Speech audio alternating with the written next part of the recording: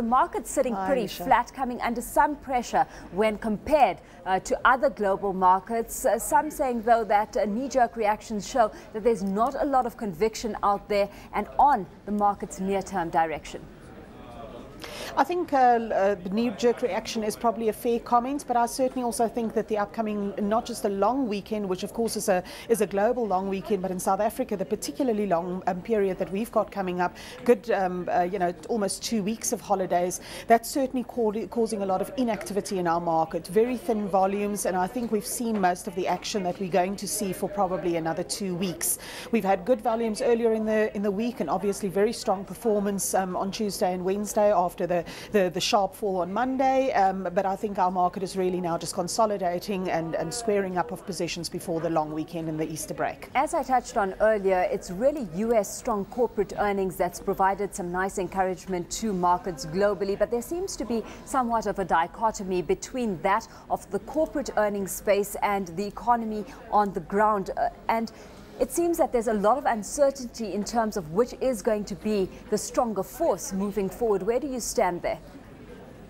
Well, Alishia, it's quite right. I think we're still seeing some economic numbers that are coming out that are not necessarily positive. However, we are beginning to see, I think, a higher frequency of better than expected economic data out of the US as well.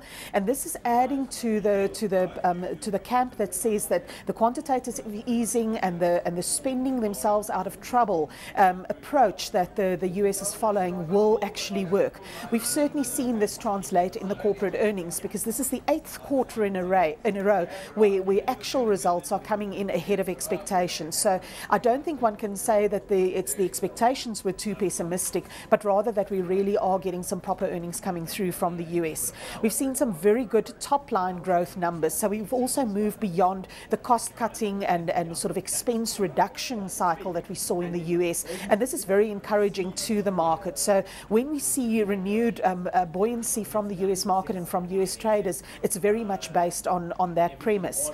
The caveat, of course, is the concern about the US debt levels, and that was the big shock that we had on Monday when the S&P downgraded the US debt, and I think the initial reaction was absolutely right.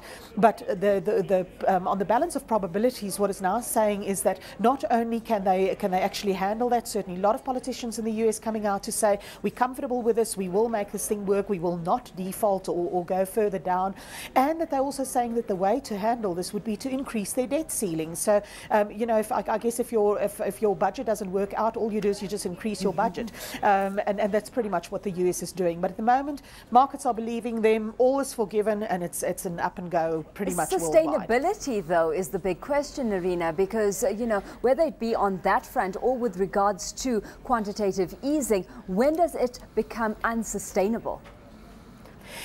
Alishia, it becomes unsustainable when the rest of the world is not prepared to support the US debt scenario any longer.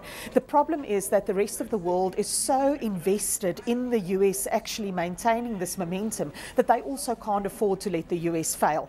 We're talking about banks that are too big to fail. We're talking about countries that are too big to fail. This is probably an argument around the world economy is too big to fail. It is the only one out there. So it really is a major dilemma for world economies, world investors, to say we realize that this is an unsustainable and an untenable scenario, but the alternative is too ghastly to contemplate. We cannot afford to actually let this thing slide. So let us continue to try and support it as much as possible. That's why you see the likes of G7, G8 coordinated efforts, why the EU is a coordinated effort in Europe. This is not just about one country or even about one region. It really is a global picture that needs very, very careful management. For now, it's exactly that seems to be supportive of the resources space. Today, quite a few resources companies locally coming out with production numbers, and really on all fronts, coming in lower on the production fronts. If we're looking at Anglo-American, we had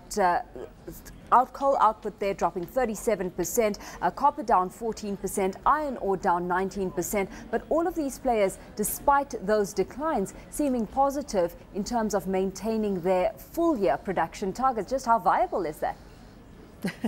Yeah, you know, this is an interesting game that the commodity companies play. Obviously, there were some real issues during the first quarter, a lot of it related to weather, and obviously the disaster in Japan also had impact on some of the more global players and so on. But what is very interesting is in a rising commodity price environment, what you typically find is that the companies like to hold back a little bit on their production, certainly in terms of their reported production. Not only does that provide them to the opportunity to actually offer a little bit more later on if the prices are higher, but certainly in a fairly tight environment like platinum, where South Africa is essentially the only supplier in the world, if you hold back on production, it provides a natural support to the price. So this is a bit of a game that the commodity companies play, and of course the real proof will now come in the second quarter to see whether they can at least make their first half of 2011 targets. There is certainly the risk that we will see some production trimming at the end of the first half.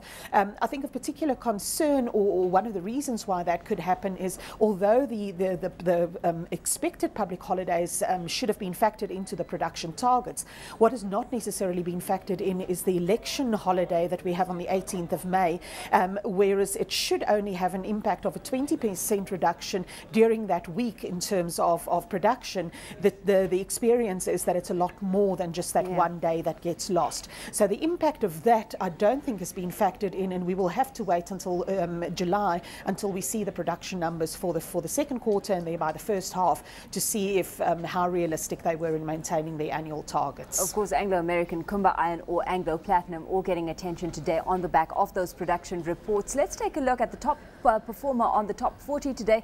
Mondi really outperforming the rest. We've seen Mondi PLC up 2.6%. Have you managed to find any reason as to why it's doing so well today?